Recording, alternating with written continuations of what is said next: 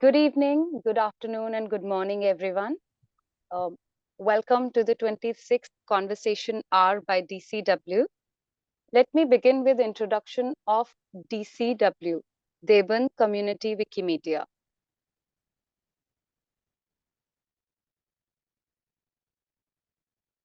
Deban Community Wikimedia is a recognized user group affiliate of the Wikimedia Foundation.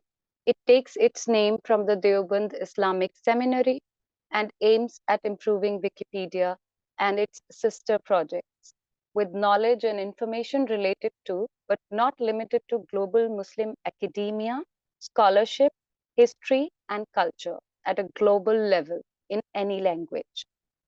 And this conversation hour is it's a monthly open conversation hour, and it's open for anyone in the world. So with that, hello everyone once again. My name is Afa, and I will be your host for for today's conversation. We are delighted to have you join us for today's session, Bridging GLAM and Wiki, the Khalili Perspective. GLAM institutions, galleries, libraries, archives, and museums preserve and share cultural heritage, and digital platforms now allow them to reach wider audiences. Through digitization, open knowledge, and strategic collaborations, they can bridge the gap between scholarship and public engagement. Tonight, using the Khalili Collections as a case study, we'll explore how digital tools and Wikimedia partnership are transforming access to cultural heritage worldwide. We are honored to have with us Dr. Martin Poulter, a distinguished digital knowledge specialist and Wikimedian in residence at the Khalili Foundation. Welcome, Doctor. Dr. Poulter has worked extensively with GLAM institutions, helping them leverage Wikimedia platforms to expand access to cultural knowledge. With a deep background in digital humanities and open knowledge initiatives, he will share insights on how cultural institutions can collaborate with Wikimedia projects to enhance public engagement, foster knowledge equity, and ensure global access to heritage resources. We look forward to an engaging discussion on the same. And before I hand on the mic to Doctor, I just want to add a fun fact about him. He also runs a fascinating YouTube channel, which I discovered recently, um, where I'm sure the audiences can dive deeper into these topics through engaging videos. Please join me in welcoming Dr. Martin Poulter. Over to you, Doctor. Hello, thank you very much for inviting me to speak, and thank you very much for that lovely introduction. I'm going to share my screen.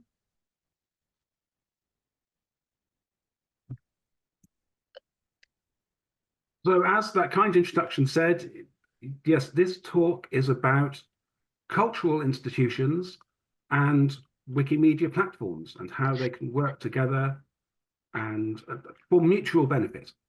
Doctor, And, I'm really sorry to interrupt in between. I forgot to just um, announce a few disclaimers before we start sure, our yes, please do. conversation. Please, yeah, that's a good Yeah, idea. yeah. So, everyone who is present here, I just want to inform you all that the meeting is being recorded.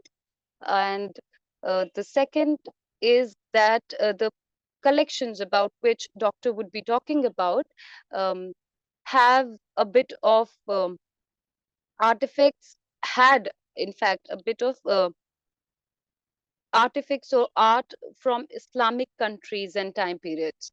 But because we are sensitive and respectful towards all the communities and people who are attending our conversation hour, that's why uh, Dr. Martin Poulter has agreed not to uh, discuss or include depictions of the Prophet in his slideshow.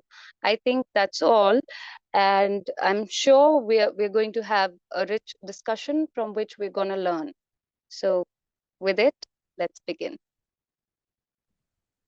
Thanks for that. Yeah. So I'll be talking about my present work with the Khalili Collections, sharing content on the Wikimedia platforms that's relevant to Islam and the whole history and whole um, geographically and across time um, representation of Islamic art and culture. And I hope what I have to say will be useful to anyone looking to improve Wikipedia articles about it related to Islam or the history of Islam, or working on any of the Wikimedia platforms. We'll discuss Wikidata and Wikimedia Commons as well, and we'll discuss multilingual, working multilingually across different versions of Wikipedia. And I do a lot of advocacy and trying to persuade organizations to join in sharing their knowledge on Wikimedia. And so I'm very happy to talk about that more generally. And at the end, I'll draw some lessons about if we want other institutions to be generous in sharing, working directly with Wikimedia, and if you want to be a Wikimedian in residence, like I am. So about me, I started as a Wikipedia volunteer in 2008. And I went from that to being active in my national chapter, in the UK national chapter, and doing training and advocacy. Then I got to do it as a job. I eventually got to be the Wikimedian in residence for the University of Oxford, and this is where I am in this photo.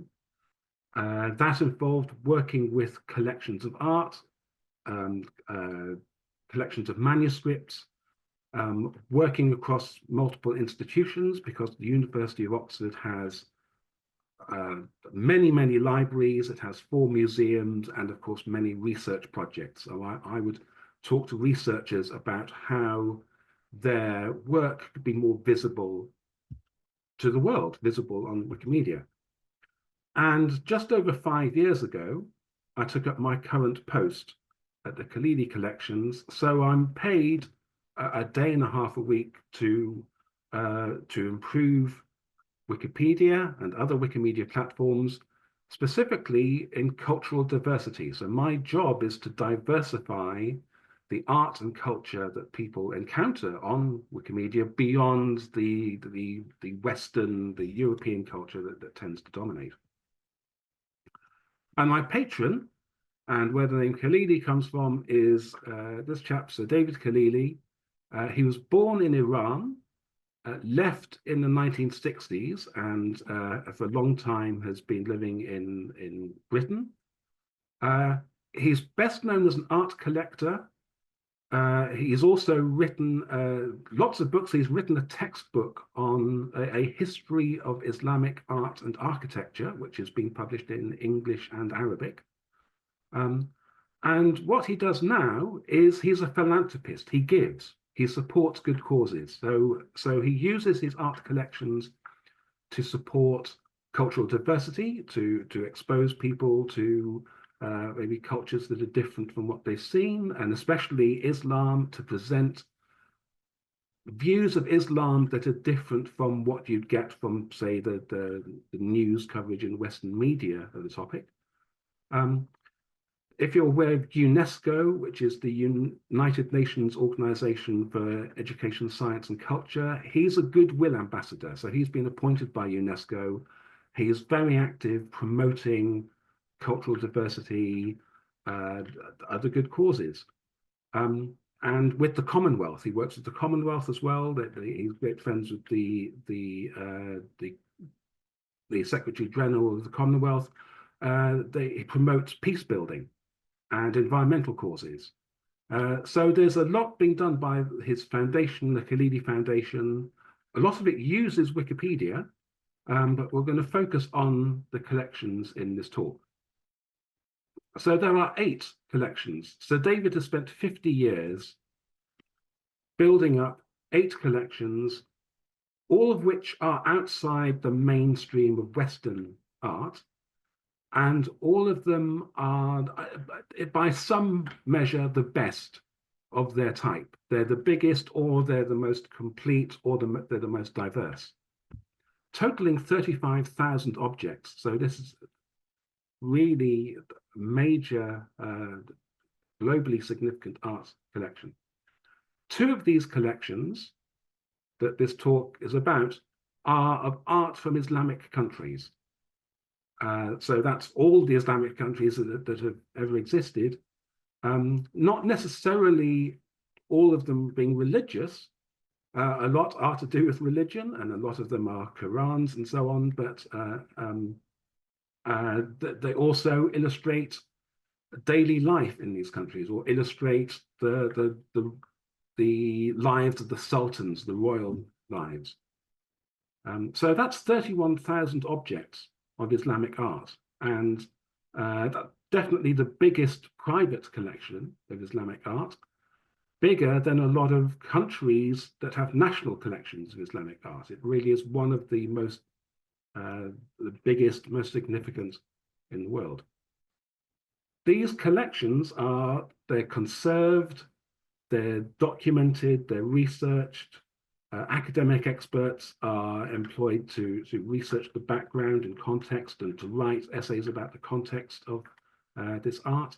So there are 100 books published or in preparation about this set of collections. So these are catalogues, these are books of research, and some of my work is to get these printed books, these magnificent printed books with lots of photographs, and to look through them and see what I can add from these books, what interesting facts I can add to Wikipedia and Wikidata. These are private collections, so there's not a place where you can go that's permanently there for you to see this art, but you can usually see some art from the Khalili collections at any time somewhere in the world, because these objects are lent to exhibitions, they're lent to institutions that will put them on public display. And so David has funded exhibitions, like putting on exhibitions in different parts of the world of specifically of Islamic art or from the other collections. For example, there was a touring exhibition of Islamic art in Australia that visited several different locations, and so David funded that. So he paid for the transport and insurance and so on to make that happen, to, like I say, to expose people to maybe looking at Islam in a different way. So the two collections I'll be talking about, one is called the Khalili Collection of Islamic Art.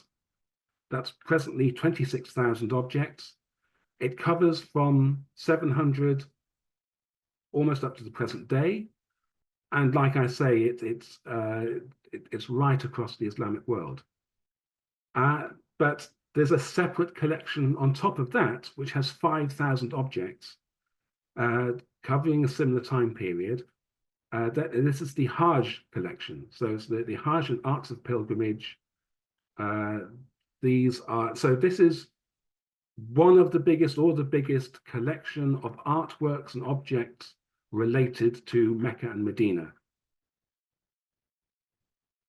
So what am I doing with these? So not all of what I've described is available on Wikimedia. What I've been doing is first describing the objects on Wikidata. So I work in English, but I want this to be used by all language communities. I want people to be able to translate the labels and to see the times and places in their own language. So I have put, from the Islamic collections, 873 objects are described in Wikidata. That allows me, for instance, to make queries. So I can ask Wikidata for art that depicts a particular thing. I can ask Wikidata for manuscripts that are of a particular text. And here I've asked for Qurans from the Khalili collections. And then this bit of software, Historypedia, lays out a Wikidata query on a timeline, and it's an interactive timeline. I can kind of focus on things of interest. And you see this moves to accommodate as I move through the timeline or zoom in or zoom out. So this is a different way to view these images. And you can see kind of the progress in designs and how Qurans are laid out through the centuries. So this also helps make list articles in Wikipedia. So this is open knowledge that can be used in a bunch of ways. And we can also make maps. And I said the art comes from Indonesia, comes from Morocco, comes from even from China, lots of different places. So having described the objects on Wikidata, I can upload images to Commons and then have the description that you see in Wikimedia Commons be driven by Wikidata partly. So there's more than 1,000 images that I've shared on Wikimedia Commons. Yes, the Islamic art collection, will it include some images of prophets? I won't show those in this this presentation,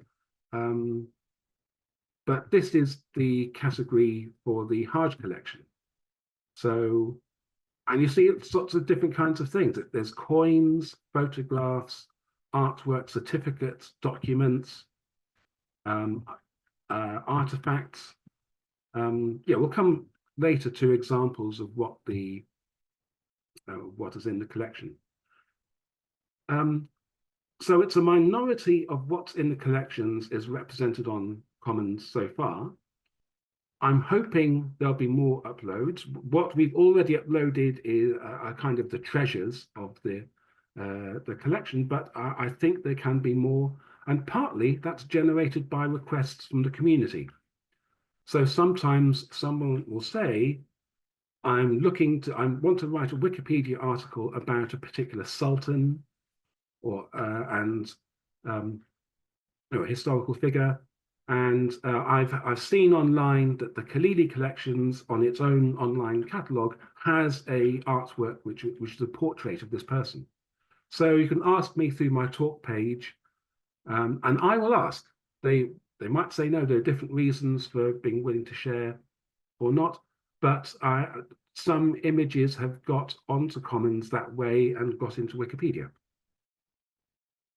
And what I'm really glad about is that these images are high quality as well as historically significant, educationally useful.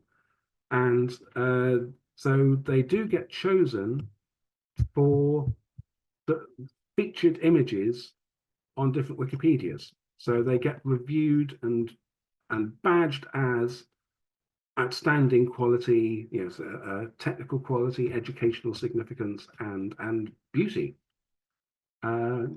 So that so they get featured on the front page as a picture of the day on English Wikipedia, on Commons, on Persian Wikipedia, on Arabic, and Indonesian Wikipedia. So it's great when that happens. It exposes it to more people, and many of these images are definitely worthy of being featured on the front page of Wikipedia. Among them, this talismanic shirt, this is a huge, I recommend having a look at this, huge, incredibly detailed image of a shirt which has the 99 names of God, and I think representations of Mecca and Medina, and so much on it, a kind of spiritual armor. So I can't nominate for these other Wikipedias because I don't know the language. So a lot of these are selected by the community. This is an advantage of having high quality images. So some cultural institutions are glad to share images on Wikipedia, but maybe not the really good quality, the high resolution images. So they're cautious in that way. Luckily, with the Khalili collections, I've got good quality images, and so they can qualify for featured image status. And I've been doing writing Wikipedia articles. I write only in English. I'm very grateful to the people who translate into other languages. So I've written articles about the collections. Some I will show you. Also, art exhibitions are a great topic for Wikipedia articles because they have a fixed time when they happen, and there's a fixed literature about them that the art critics will turn up and write reviews. There'll be a background story about how the art collection was created. So I've been able to make a couple of articles about art exhibitions that are really detailed and really rich, and these have been reviewed and given featured article status. So, so like being a featured picture, these articles can appear on the front page of Wikipedia. In the case of English Wikipedia, that means 4.5 or 5 million people will see the image from the article and the one paragraph summary. So this was an exhibition of Ottoman art, for which I created the article, and I'm just so grateful to see it. So it's also in Indonesian, and the Indonesian community have reviewed this and given it featured status as well. And I think in Urdu and Arabic and Persian, oh, and Punjabi, that's great. And this is another art exhibition. This was I think the first major art exhibition on the topic of the Hajj anywhere in the world, and it was in London, and it drew from many different collections, but the main contributor was the Khalili Collections. So again, this is very thoroughly documented, and it's been very thoroughly reviewed by the community, and it's a featured article. So it's one of the best articles, and I think there are translations. Oh, great! And this is a featured article in Urdu and Indonesian as well. So there's more of these.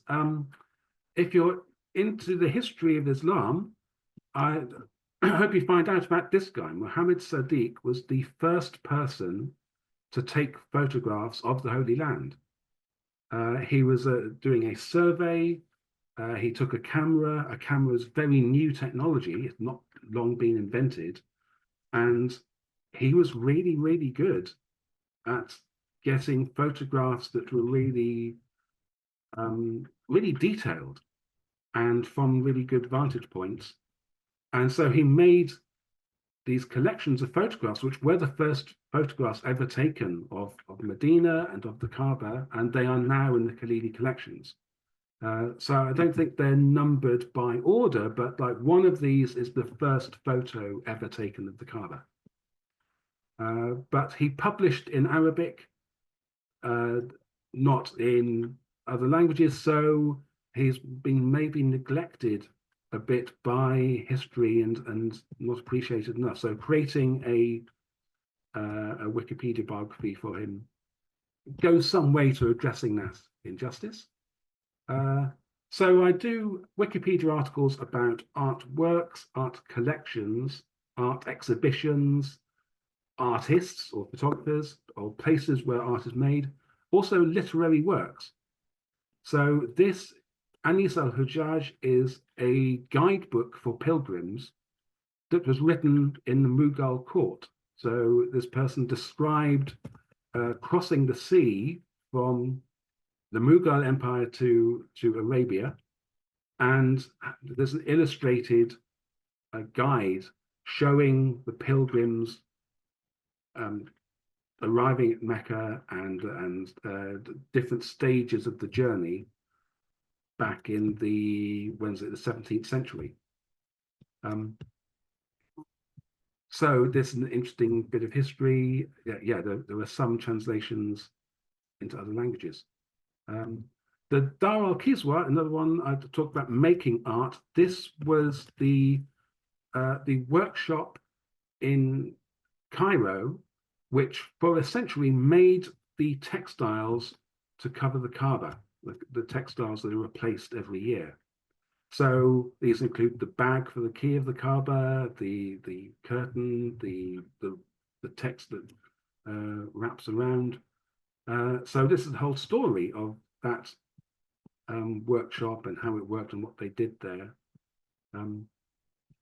So that, again, that's a piece of history and art history that wouldn't be maybe recognized as much as it should be when people think about the production of art. And this has been reviewed as a good article. So it's nearly at featured status, but it's been independently reviewed to be a neutral and just generally good encyclopedia article. And yeah, it's not been translated into many other languages, which this is Farsi. So, so I've mentioned Wikidata and Commons and Wikipedia.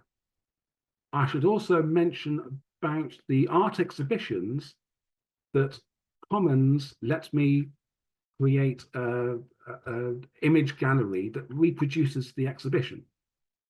So I look through the exhibition catalogue and I look up all of the images that I've uploaded to Commons that were of things that appeared in in the exhibition, and then I can use the category system on Commons to put all of those images together in one category. And so when I can link from the article that category and see all those images. So I can't, in the Wikipedia article, show all of the objects that appeared in the exhibition. So Commons and Wikidata allow me to go into a lot more detail than the Wikipedia article does. So I've got queue numbers throughout this presentation. I'm very happy to share or email this presentation afterwards. So these are the Wikidata queue numbers of these topics. And there will be queue numbers under all the photographs I show. So just the kinds of things that are in the collections. I said that there's more than 30,000 things, so I can only give a hint. So a lot of calligraphy, beautiful calligraphy on unexpected things, calligraphy by significant historical figures like sultans, lots of jewelry, and a lot of it from the Mughal Empire. So this beautiful green, emerald and gold box, and this ring, which is made entirely with very fine gold wire. Some of these are useful as portraits.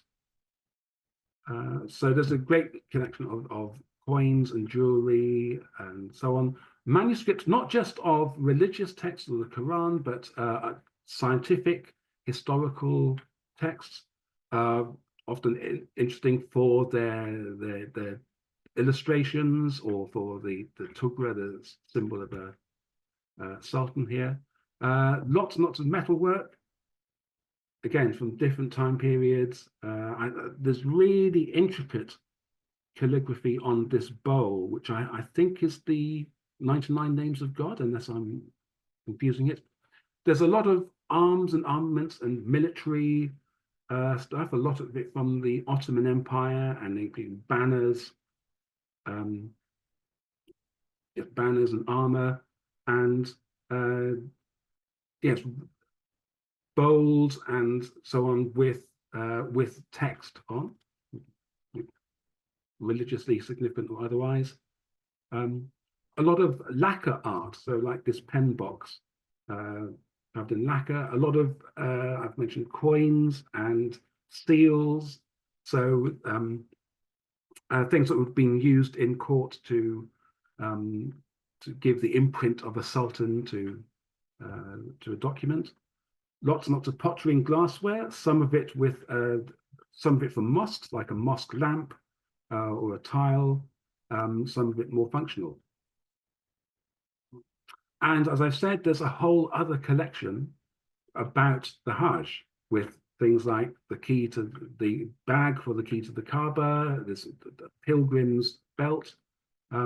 This is a lovely image on the right. It's a really high resolution image, so I recommend taking a good look at it. It's a water flask for water from the Zamzam well. So it's a flask that a pilgrim would take on the Hajj, and it has the tugra, the symbol of an Ottoman Sultan, on it. So maybe it was part of a royal party, or maybe this is someone's devotion to the Sultan as well as to their pilgrimage. And lots of documents, paintings, illuminated manuscripts, pilgrimage certificates, something very much associated with the Hajj certificates. And an unusual bit of art, the sitaras, the ornamental curtains from the holy sites. So these are from the Kaaba, so it's from the internal door of the Kaaba. There are some from the external doors and some from the Prophet's Mosque. So these are huge. Some of these are more than 2 meters high, they're more than story high, and some are from the exterior of the Kaaba. So they're more than 2 stories high. They're really enormous artworks, dense with embroidery. So that the workshop I mentioned earlier in Cairo, they put months of work into making each of these, and often being replaced after a year, they would be separated into pieces. And so it's not often you get a whole intact sitara that has actually been on the Kaaba. But Sir David has a collection of them. He has more than anybody, I think.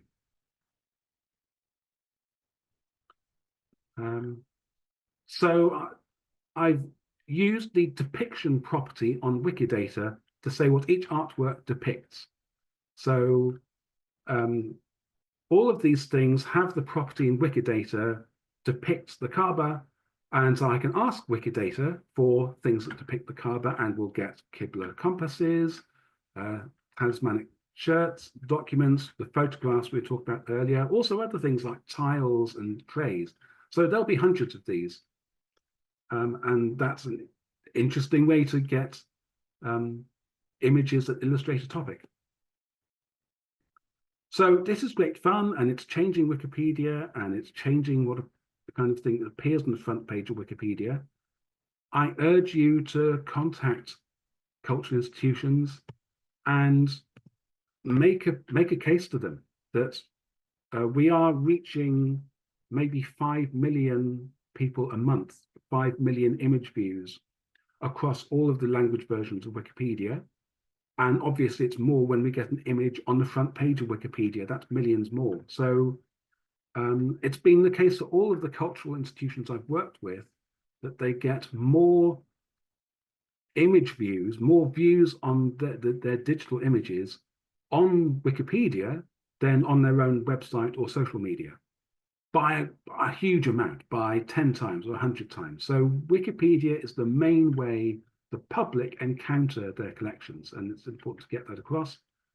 So make an appointment or visit a meeting. If they've got a really good website, as the cultural institutions I deal with often have a really good online catalogue, but you can say it's in English. How are you going to reach people in Arabic and in Urdu and in Punjabi? So that's a great selling point. The linking up with similar collections. So what other things depict the Kaaba? Or can we get the Khalili Collections Qurans and also the Qurans from another collection and see how what story they tell and put together?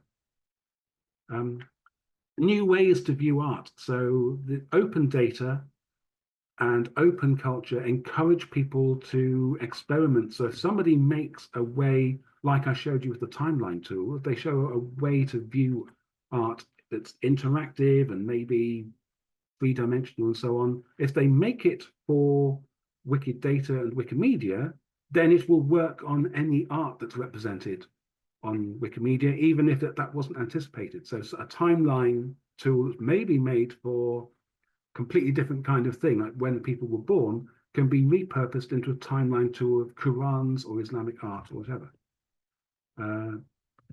Open data makes that possible. So be prepared to ask what an institution is trying to achieve.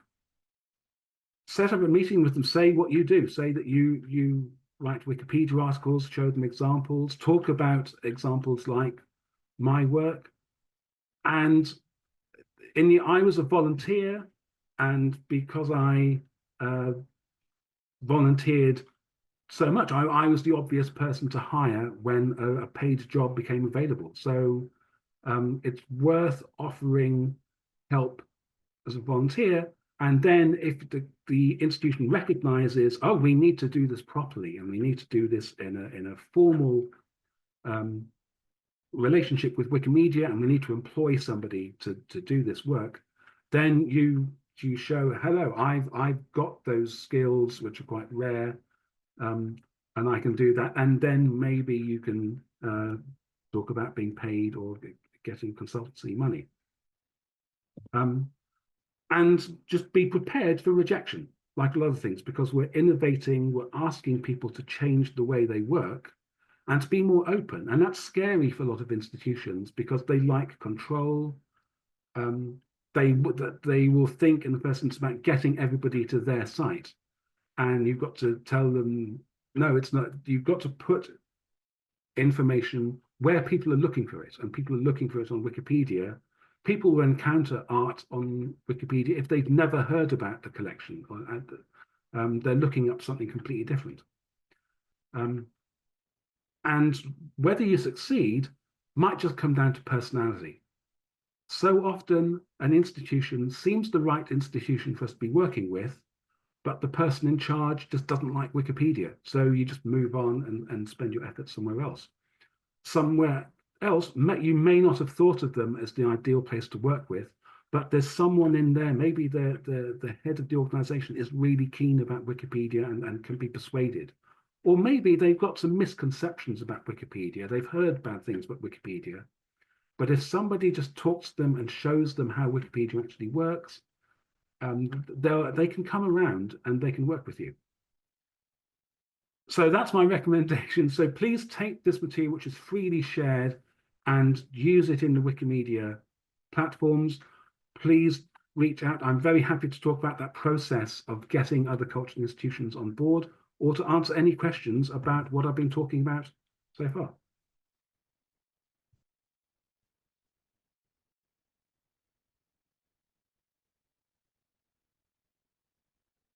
And I'll now look in the chat in case there are any questions.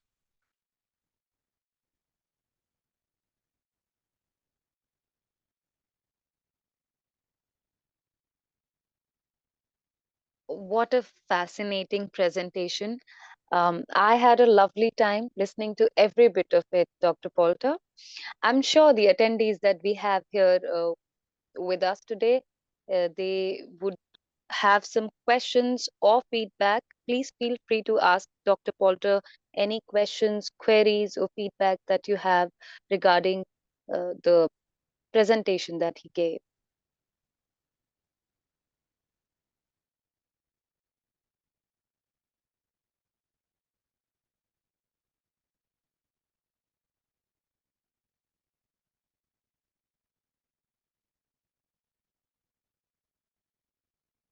Maybe I can follow up a bit, just saying more about what makes success or not.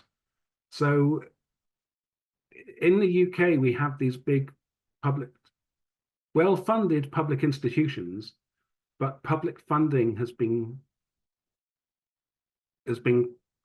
clawed back, or the funding has been decreased, and the government has said, you have all these things that are valuable, people are willing to pay for images, so make money yourself. And so you have institutions which are public institutions and there for everybody, but they have an income generation target. And they can see this as quite threatening. So the Bodleian had that, and the Bodleian was great. The Bodleian Library, which is the library of the University of Oxford, was happy, although there were disagreements within, but as an institution, they were happy to share some images on Commons, and those images got many millions of views. But they had an income generation target. So they were cautious about, I don't have the full quality image. So I'm very lucky to be in a charity that has no income generation target. It just wants to share knowledge for the public benefit and to have people understand other cultures better. But you can make a case, I think, with some institutions, they probably have written down somewhere their goals. And this applies to scholarly societies, universities, museums. They might have, we aim that, and one aim might be the public should better understand our subject. Our goal is better understanding. We are preserving this for humanity so that humanity better understands Islam or whatever topic. And so draw their attention to that. This is your goal. You might have an income generation target, but you also have reaching the public, being relevant and appreciated by the public. Remind them of that and tell them that you can help them achieve that. Yes, Dr. Poulter. On that note, actually, I wanted to ask a question. I'm really interested to ask about with GLAM institutions, which are increasingly embracing digital platforms. What do you see as the biggest challenge in balancing accessibility with authenticity when sharing cultural heritage online? And how can Wikimedia collaborations help address this? That's really interesting. Accessibility and authenticity. Yeah. Yeah, that by taking images, digital images from a museum and putting them on Commons, where we risk removing some context. And so that risks undermining authenticity. And we're giving people permission to remix and make their own versions. That's part of open culture, which I think is obviously a benefit. But I understand people saying, oh, that being afraid of that we, especially with the material I'm sharing, it's really important it's treated respectfully and used to make material that educates about Islam and not some other agenda. And we upload a template to everything in the Islamic collection saying this material is really important to the culture from which it's come. Please respect that culture. So that's just asking people to respect the context. We can give as much context as possible. So it's important not just to upload an image and not say what it is, to give lots of contextual information. What is this? What culture is it from? What place? What time? What is its significance? So that's one click away from the thumbnail that's in a Wikipedia article. Then I think Wikipedia helps with accessibility and wonderfully so, because people have this chance to translate names, labels. So it's not just the English of the original catalogue. And so we find people using it. And so that has been a great source of joy for me to see people in Urdu and Indonesian using in their Wikipedia. And I haven't initiated that. I've just made this as multilingual as I can and shared this in as free and remixable way as I can. And people will make derivative works. They will remix, but those things I find are collages or comparisons that they're generally helpful. And Wikimedia Commons has this great feature. It shows you all of the uses of your image across all the different platforms. So I can show that these images are used mainly in Wikipedia, but also in Wikibooks and Wikiversity. But every time they're used to make educational materials that inform the people about the topic. They're not used to smear or attack any group.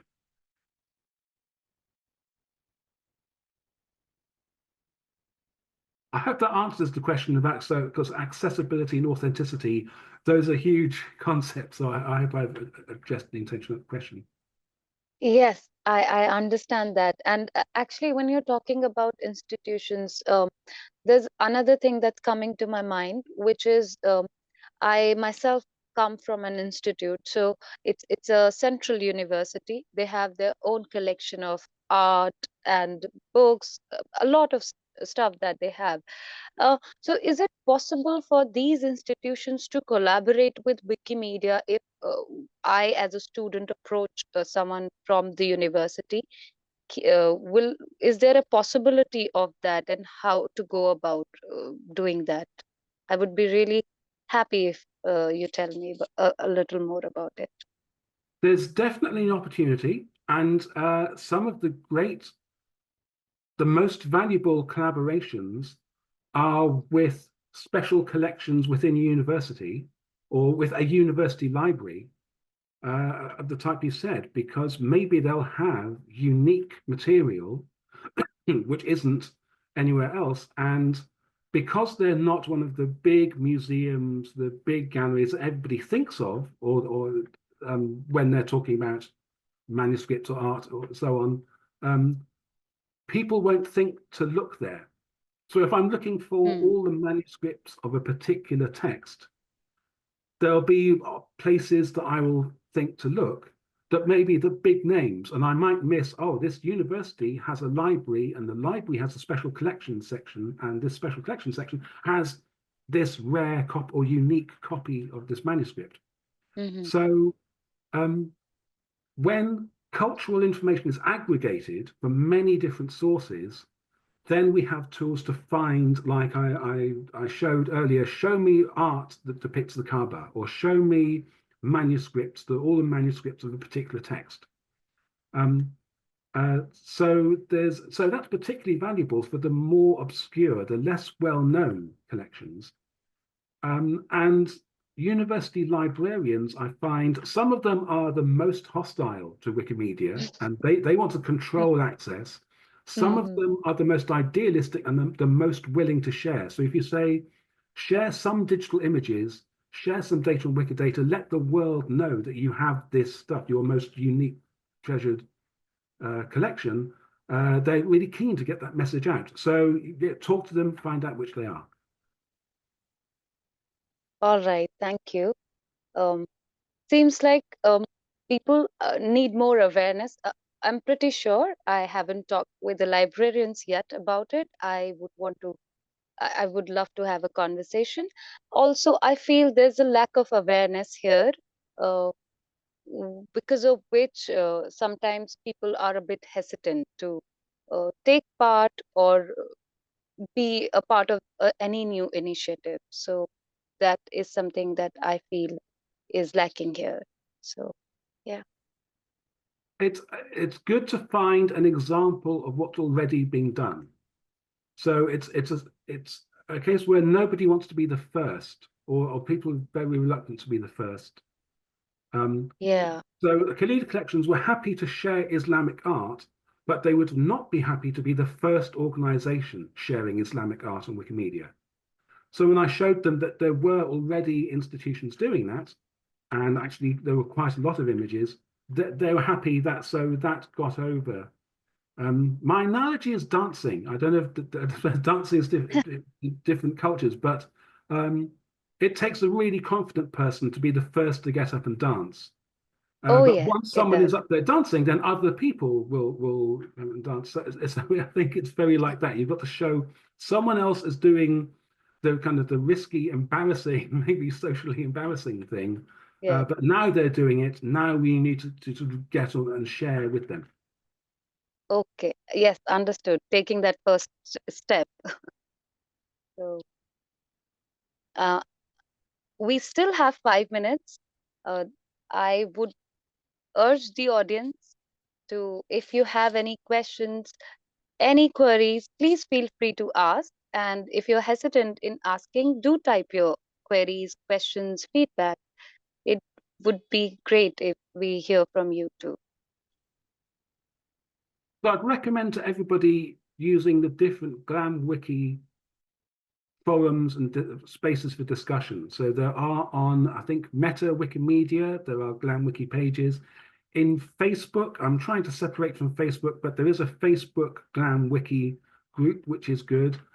And you can, and I think on other platforms, don't know, like Telegrams, I don't know where they all are, but it's worth finding out where people are discussing this. Find out like somebody who's working with a university library, say, to get an example. Yeah, use these people to find an example of something that's already happening, and then you take that to the librarian in your institution or the museum curator in your institution and say, look, this is happening in a similar institution to you. Would you like to do something the same? And would you like to not hand over all your digital images in one go, but would you like to share some images, or with the Bodleian, we shared some like reduced resolution images. Could you share some stuff and use it in some Wikipedia articles, and let's just see what happens, what kind of numbers we get. So it's a gradual process. But again, but it's like dancing. It's like doing something in front of people that might be that takes confidence. It won't just happen immediately.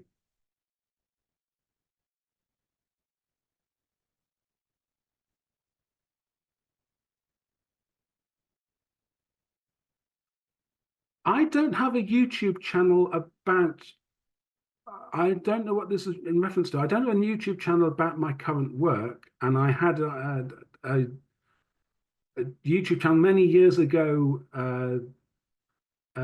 which wasn't to do with this. So the Khalili Foundation is on all social media platforms and has a YouTube channel, which is wonderful. And they bring up, they highlight different pieces of art there. So I would look on any platform, search Khalili Foundation or Khalili Collections, and then you'll get kind of a daily inspiration of something from the collections or some quote which inspires. I really recommend doing that.